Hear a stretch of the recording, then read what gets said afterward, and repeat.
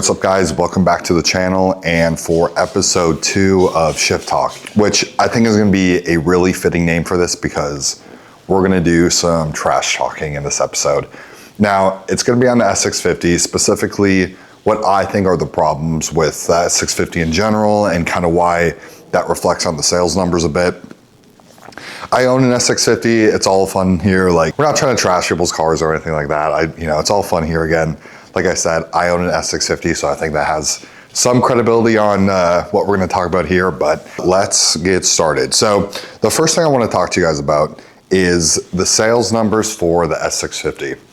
Now, we all know that they have not been selling very well. The 2024 was the worst year for Mustang sales in its entire history.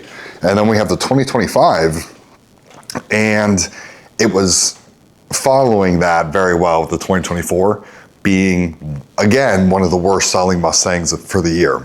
Now, the last couple months, I was looking at the numbers, the last couple months, and they definitely have been picking up. People are saying like they're doubling in sales. That's not really true. They're doubling from some of the worst months they had in 2025. So they're doing better, and I think there's a few reasons for that. But also to mention, they have sold over 40,000 units for 2025, which is better than 2024. So that is a good thing for the life of the Mustang or its life cycle. Obviously, it's still not doing super well. Certainly not as good as the S550s or the S197s before it. So the reason why I think sales numbers have picked up a little bit is because I think they're trying to get the last of the 2025 models before the 2026s start hitting the dealership lots heavier. So the 2026, obviously it's gonna be a little bit more expensive. Now, the 2026 S650s aren't quite as much of a price jump as it was from the 24 to the 25 models, but I think it's on average about $1,000 increase.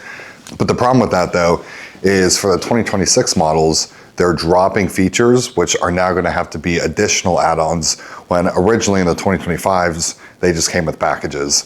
So, for example, a few things I know off the top of my head that are dropping for the 2026 models is for the premiums, the door sill lighting, the Mustang projection, like that pony Mustang projection from the mirrors. And then I think there's some other lighting options that are disappearing. Just overall, there's relatively small options that they're dropping from the 2026s that they had in the 2025s that you would just get with the packages.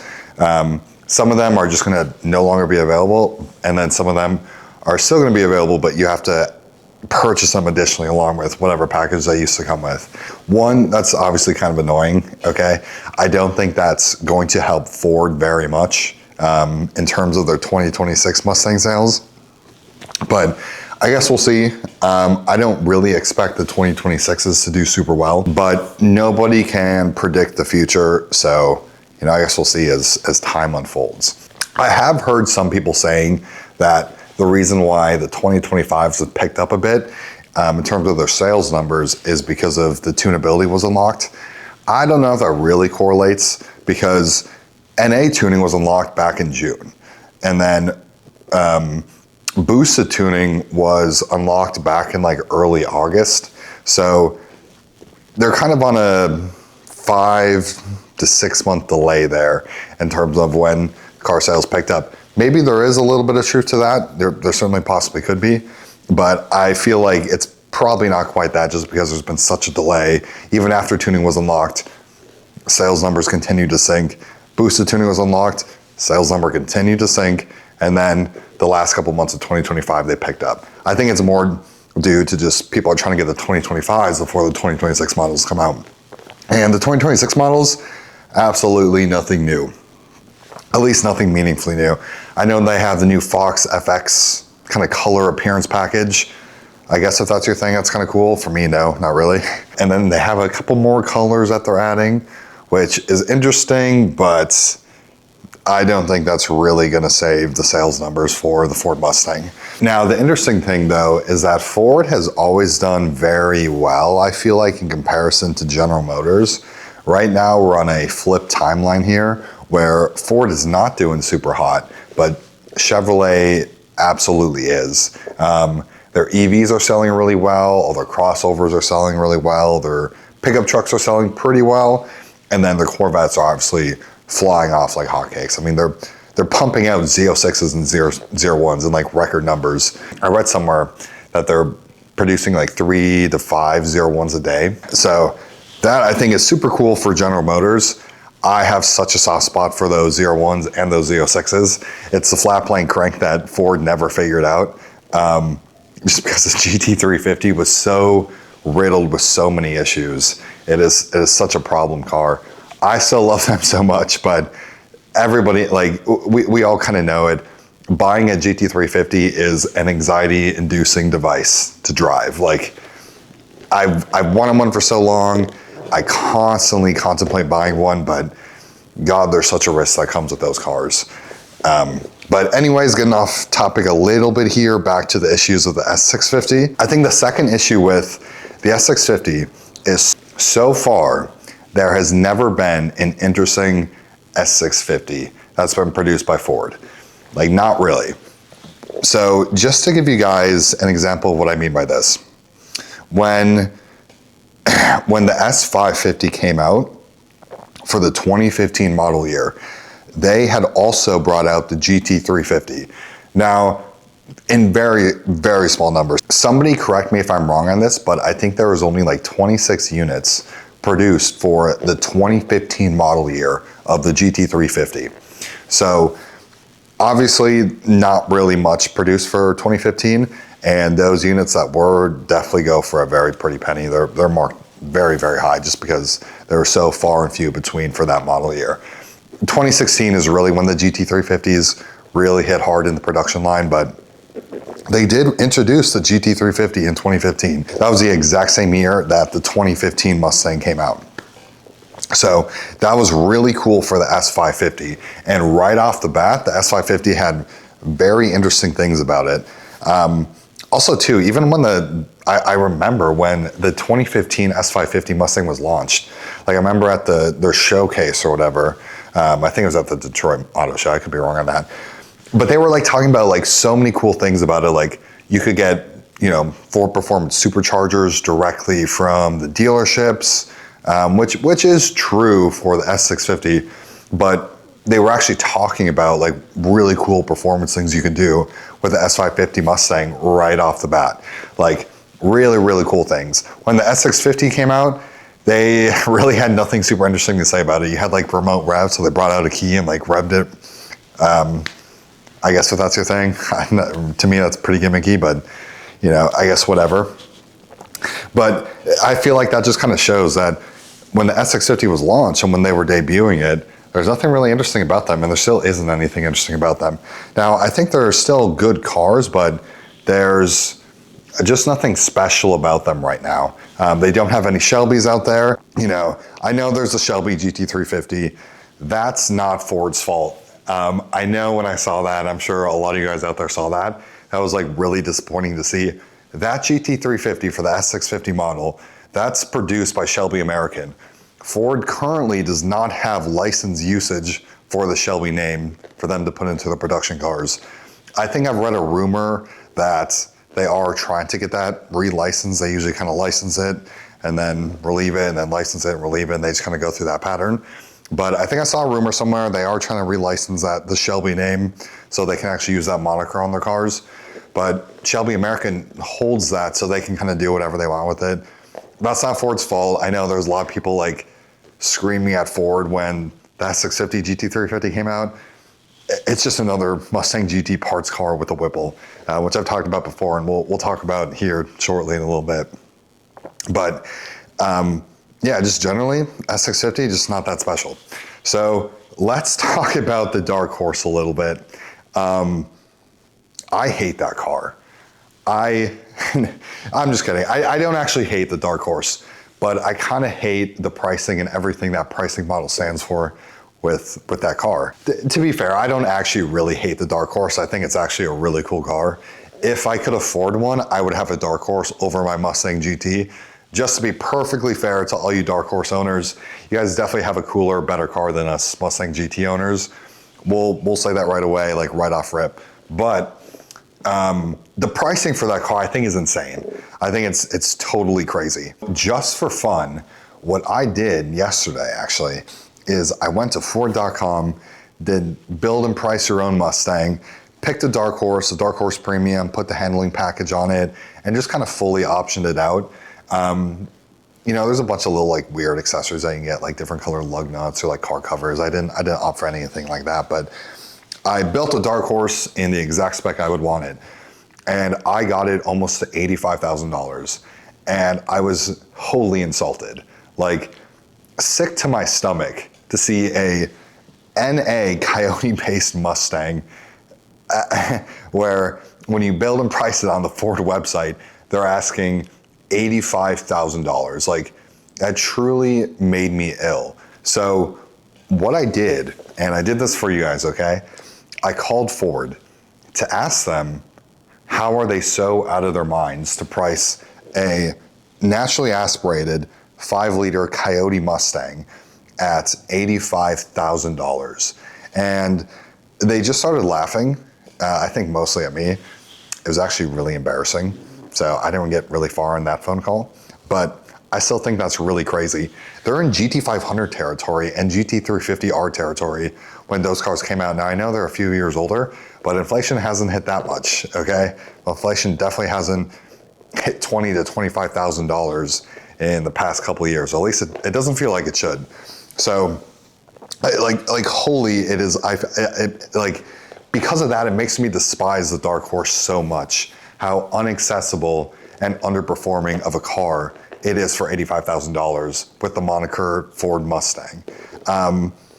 Now, to be fair to my Dark Horse owners, I know I was kind of ripping on the car a little bit, but to be fair to my Dark Horse owners out there, like I said, you guys do have a better car than the Mustang GT. Like of course, it's definitely a cooler car.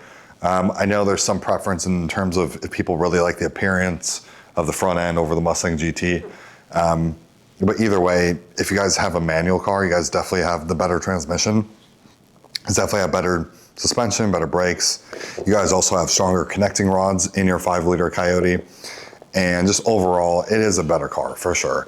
Now, again, to be fair, I feel like if you can get a Dark Horse kind of in the $60,000 range, really, the low $60,000 range, and I know it can happen. You may have to forego the handling package on the Dark Horse, but I've seen some pretty decent deals out there, I think. And actually, I saw somewhere online, somebody got like over $5,000 off on a Dark Horse. But I feel like if you fight a little bit, you call enough dealerships and are willing to travel, you can get a pretty decent deal on a Dark Horse where you're not paying MSRP or God forbid, even over MSRP for those. And if you're kind of landing in the low 60s, maybe you don't get the premium and maybe you don't get the handling pack, but if you're kind of in the low 60s, I think for sure a Dark Horse is much more worth it in that price point. But it still just blows my mind.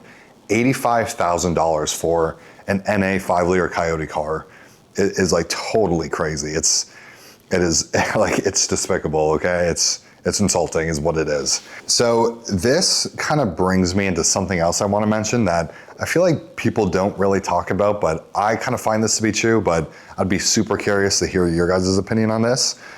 I feel like Ford is really good at intuition pumping their customers, where they will give really cool names to their Mustang lines that are up badged, you know, so anything above a GT, they're really good at giving cool names to make you feel like it's an extremely special car, where it's justified and it's worth a very significant price increase. So obviously with any Shelby car, they do just feel special, okay?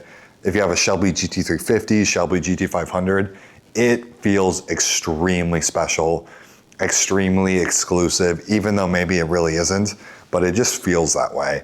And I think Ford is really good at that branding game. Like, they just do a really good job with that. And they kind of did this with the Mach 1. Now, I know the Mach 1 doesn't quite have the heritage that anything, you know, from the Snake line, the Shelby badging, but even still, the Mach 1 definitely does have a heritage. It still sounds really cool. It definitely makes you feel like the car is a lot more special than just a typical Mustang GT. And it kind of did the same thing with the Dark Horse. Now, the Dark Horse is brand new to the Mustang, but it's just another badge, another technique Ford is really good at giving that intuition pump to make you feel like, okay, this is a really special car. when at the end of the day, the dark horse, I'd make the argument all day long that it absolutely is not a special car. Not really. There's nothing special about it. So it has a Coyote engine, really great engine. We love them here. We've owned a lot, but it's not a special engine. A Tremec TR3160, really good transmission, very, very good, much better than MT82 overall, but it's not a special transmission. The Camaros have been coming with the T56 back from the early 90s, and then they went to the TR6060s, which is just an evolution of the T56, and I think some models have a 3160 for the Camaro line. A Dodge Challengers, if you got a manual, it was always a Tremec transmission. Corvettes, obviously always a Tremec transmission. So Ford really should have been putting the Tremec in their Mustangs since the Coyote came out. Now, obviously it's a cost thing. Need a break. Now, obviously it's a cost thing, and I don't think it's really gonna get better. So I know there's a refresh that they're talking about happening in 2028 or the 2029 model year. I know people have been saying 2027 is gonna get a refresh. I highly doubt that. I guess we'll see. If I could make a bet on it, I would. I'd bet the farm. But yeah, I would guess 28 or 29 model years when they're gonna do a refresh for the Mustang. It's still not ever really gonna get a Tremec for the GT models. And the reason is because it's a lot of money to invest that. And the take rate for the manuals, unfortunately, is just so low, and it's constantly dropping. I've said this so many times, everybody buys a 10 or 80 Mustang and not an MT82. And obviously there is some significant pull. If the Mustang was a Tremec, I think there would be a very, well, relatively meaningful shift in that 10 or 80 versus manual Mustang numbers.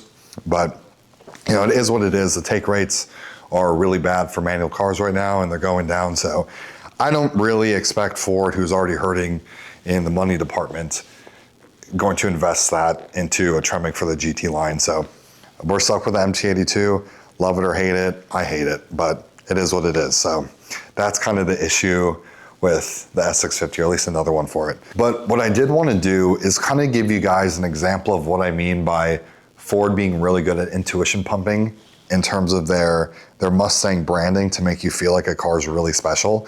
And this is something that Chevrolet doesn't do very well. So for example, I used to own a 2018 Camaro ZL1 1LE. That was a really cool car. And that felt like probably one of the most special cars I've ever driven. Just being the absolute top of the line track package Camaro out there. It just felt so cool driving it. And there's definitely just so many enhancements, even just sitting in the interior. The cockpit was just littered with Alcantara. It was really pretty. Now, I've driven a few GT350s in my life, and I've driven a couple GT500s, and really cool cars. They feel really special, but none of them felt even really close to as special as that Camaro ZL1 1LE did. Not that you like really had to be in the know, but you had to be relatively familiar with cars. So whenever I would tell people the car I drove, you know, they'd be like, "Oh, a cool Camaro. Like my cousin has one of those." And it's like, no, they don't. They don't have a ZL1 1LE. They have like a Camaro RS or something. Which I didn't actually say it like that, but you know, I always felt like I had to over-explain the car if people didn't know what a ZL1 1LE was. But for the people who did, like their jaws would drop to the floor. Like they would be obliterated from the neck up. Like they were just like so shocked that somebody that they knew or was talking to had a ZL1 1LE. And not to like put myself in such a high mighty status, I bought the car for like $58,000. This is way back when the car market was like totally crashed. So, you know, $58,000 back when, again, the car market was crashed, economy was doing super well. Certainly not like a super crazy price for a car. Definitely on the higher end, but you know, certainly nothing insane. But like just people who knew what it was, they were always just like so shocked and so impressed because it was such a cool car. But the problem is when you say ZL1 1LE, that's not like, that's just a random alphanumeric string of characters. and doesn't really translate to anything super cool. Not like how good Ford is at naming their cars. So if you tell people like you have a Shelby, you don't really have to know cars all that well, but like they'll know relatively well what you're talking about. Like, okay, Shelby Mustang, GT500, GT350, they usually kind of have a decent idea. And the Shelby line just has such incredible heritage behind it. I'd actually argue the ZL1 has an even more incredible heritage, specifically the Copo ZL1 in 1969, which was the first all aluminum production engine. So all our aluminum engines now you can thank for the 1969 Copo ZL1. Just a fun fact for you guys. I would argue the ZL1 has more heritage than the Shelby does. But anyways, you know, there is a very much more known heritage for the Shelby line. So that just makes the cars sound and feel and come off way more special than generally Z28, ZR1, Z06. You know, I'm sure, obviously, you know, people who are listening to this right now know what those monikers are and what they mean and that they are special and they are really cool. But to those who are uninitiated, Shelby, Mach 1, they just seem to hit harder. And like I've been saying, Ford is just really good at that. So I feel like people, I don't want to say people fell for it, but you know, people definitely bought into the Dark Horse moniker, and you know, it feels like such a special car, like it's so cool, it's exclusive, it's limited.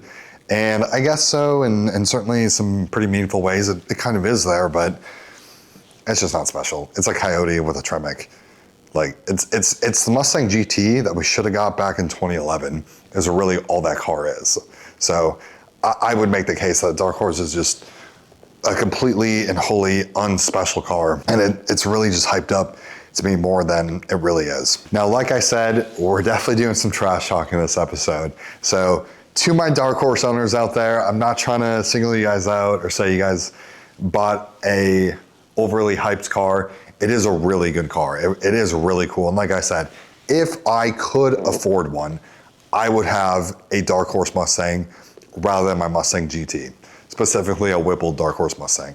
But again, they're just it's so insanely expensive for what they are. And just in general, the Mustang GT, especially if you guys are buying a 10 or 80 car, is just a much better bang for the buck. Unless you're really dedicating your Mustang to be just an absolute like track day weapon. And by track day, I'm not talking about straight line, you know, tracking a car, like actual, you know, turns and everything, you know, like high performance track days or whatever. I absolutely can see a much more significant use case in buying the Dark Horse. But, you know, if you take that out of the equation, which, you know, most people aren't buying a Mustang to put on the track. Well, maybe I should take that back. You know, all the Mustang buyers there's probably a pretty limited amount that are buying a Mustang to put it on the track in that way. I think most people who are tracking their Mustangs are just doing drag strips, which is super cool. But if that's what you're doing, you're probably buying a 10 or 80 car because it's faster. And if you're buying a 10 or 80 car, I really don't see the value in the Dark Horse unless you just want that exclusivity, which there's nothing wrong with that. But really, I think the Mustang GT is just so much bang for your buck. So speaking of that, here's kind of another issue with the S650 Mustangs. And I know everybody talks about it. We talked a little bit about it at the beginning of the episode, but price. We've talked about the Dark Horse enough. We'll get back to the Mustang GTs. They're just too expensive. Like, they're just simply too expensive. You know, when I watch YouTube videos of people who have, you know, Gen 3 S550s, and they're talking about, oh, should I trade up? Should I just do it? You know, it'd be cool to make videos with a newer car. I get it. Like, it, you know, kind of is. And I was one of those people who traded from, you know, a Gen 3 Coyote to a Gen 4 S650. But there's just no good price justification for it, like not even remotely. I think the S550 still holds a strong handle to the S650 in terms of looks. The Gen 3 is certainly a much more proven engine than the Gen 4. You're getting the same MT82 or the same 10 or 80 car. Your interior is not much different in terms of your seats, in terms of your center console, in terms of your door panels. They're basically all but the same. The dashboard and the center console certainly are different, but people, you know, there's plenty of people out there, they say The S550, especially with the digital dash, is a better interior, or at least a cooler feeling, kind of more cockpit feel. I would agree with them. I think the S550 is definitely a much more cockpit inspired, kind of race car feeling interior, especially if you have the digital dash, which I'll still make to this day is the best dashboard ever fitted to a production car. The S650 is cool with iPad in front of you, but I don't know. It has a more premium feel to it for sure, but it definitely kind of lacks that, monolithic center waterfall style, which I think kind of isolates the driver and the passenger, which I think is a cool feeling. It feels more dedicated in your space, and overall, I feel like it feels a little bit cooler to sit in S550, but it feels a little bit more luxurious to sit in an S650. So, opinions can go either way on those. I totally understand both. I have my preferences for different reasons for both of them, but yeah, the S550 is just such a bargain compared to the S650. There's no reason to spend the money and buy a new 2024, new 2025 Mustang, unless you just kind of want the newer model, which again is me. I fell into that trap, so here I am talking trash, but it's very much directed at myself, which is something we're working on. We don't want to talk bad about ourselves, okay? So all my gentlemen out there, don't do that. Treat yourself well. You deserve it. But anyways, so it's just really hard to justify spending that money. People still, on the rare occasion I talk about Mustangs in my personal life or with other people, they'll ask me like, hey, should I go buy a Gen 3 or a Gen 4? Buy the Gen 3. It's a faster car because it's lighter. The S650 doesn't make enough horsepower to overcome its crutch of a meaningfully heavier weight. The 0 to 60 times are faster in the S550 than they are with the new S650s. And I think the S550s, like I said, definitely have their preference in looks and style. They definitely still look really modern, really good. And there's just a lot more modifications out there, especially in terms of external parts that you can do to those Gen 3 Coyotes that you can do than what you can do with the Gen 4. So overall, I think that's the biggest killer of why the Mustang sales just don't do all that well, is because the price is too expensive. Now, the last topic I want to talk about with you guys, which we're really going to do some trash talking, are all the non-Ford based specialty Mustangs out there. So I've talked about this a bit before, and this kind of goes back into the uninteresting thing about the S650s, in my opinion. But we're talking about the Shelby American SSR, the Super Snake Rs, the Shelby American GT350s, the RTR vehicles, the Spec 3, the Spec 2, the Spec 5, and then Hennessy also just released their version of a, hyper performance Mustang. And then obviously we have the GTD out there, which, kind of is Ford, kind of isn't. Was helped, produced, and researched by Multimatic in Canada. And the car is actually built by Multimatic, not at a Ford production plant. But anyways, the problem with all these cars is they're all literally the exact same. I know I've said this before in a past video, but the Shelby American GT350, it's a Coyote with a Whipple. The Shelby American SSR, it's a Coyote with a Whipple. The RTR Spec 3, Coyote with a Whipple. Spec 5, Coyote with a Whipple. Spec 2, it's a Coyote, but you can option with a Whipple. And the new Hennessy Mustang that came out, again, it's a Coyote with a Whipple. And the GTD, I know it's a Predator engine, it's a Eaton TVS supercharger, but they got their butt kicked by the 01 at the Nürburgring, so they're trying to beat the 01 naturally. So they threw a Whipple at it. So again, I know it's a Predator engine, but it's Coyote architecture, so I'm going to call it a Coyote with a Whipple. And it's just really boring. Okay, it's just really, really boring. And I know I have a Coyote with a Whipple that I showcase on the channel, but all these cars out there, they're all six figures that either start with a 1, 2, or 3. And they're just hyper expensive, hyper performance Mustangs, which are really cool, but they're all Coyotes with a Whipple. And the thing that's so shocking about it is the one thing that kind of really set me on the path to buy an S650 is, if you guys are familiar with Lebanon Ford, I think they're in Ohio, but the dealership is called Lebanon Ford. When the 2024 Mustang came out, you could buy from their dealership with full factory warranty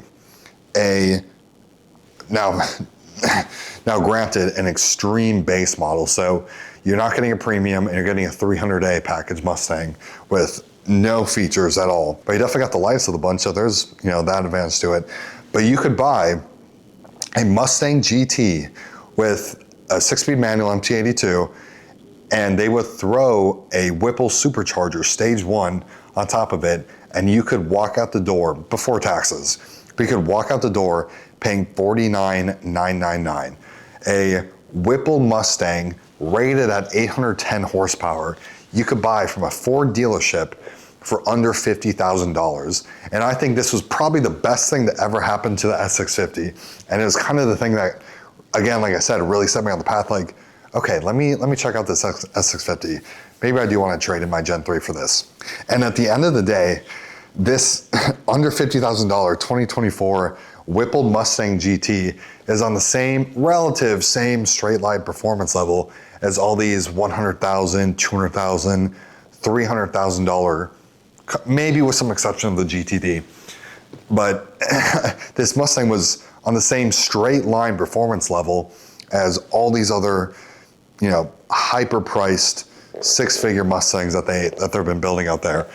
Especially if you just threw a drag pack at it, I bet you'd definitely beat all the other Mustangs in a straight line if they're just on their typical street tire setup. So under $50,000, go throw a $3,000 drag pack at your Lebanon Ford Whipple supercharged Mustang, and you're probably in the performance level and even beating all these Shelby American RTR spec vehicles. So that car I thought was super interesting because it was so cheap, but all the other ones are just the same exact thing over and over again. And we've just seen a Gen 4 Coyote with a Whipple so many times, and they certainly have their place in this world. Like I said, I have my Whipple GT Gen 4 Coyote, but the hyper-priced Mustangs, they're cool, but I just don't think they're really worth all their salt. So again, along with the S650 just being not super interesting with no really cool models that came out with its launch and still haven't been out since it's been out, and that still haven't even come out yet. They're just not super interesting, and all the ones that should be are just kind of boring. So I hope you guys appreciated my yap on all the issues I think are current with the S650 Mustang. I think a lot of this stuff is correctable. They could launch some really cool Shelby models, bring back a GT350, probably not gonna do a flat plane crank again. They kind of, you know, Ford definitely took a bullet there. And, you know, those GT350s, as cool as they are, they kind of are a reliability meme. So I don't think they're gonna take a chance on that again. But a GT500, like there's a lot of cool things that Ford can still do with the Mustang and make it extremely interesting again. But I appreciate you guys tuning into this video, and to give you guys my normal spiel. Don't worry about liking, commenting, or subscribing. I'm not gonna browbeat you to guys do that. If you guys wanna like or comment or subscribe, I'd be more than honored. I'm just happy you guys are here watching my content and enjoying what I'm doing on YouTube. I'm trying to get some value out there, get some new opinions, and just kind of showcase more of what generally I see with people with, you know, 2025 Mustangs with Whipples on them. So again, don't worry about any of that. If you guys are here, that's all I could ask for. Thanks for tuning in, and I will catch you guys in the next episode of Shift Talk. Take care.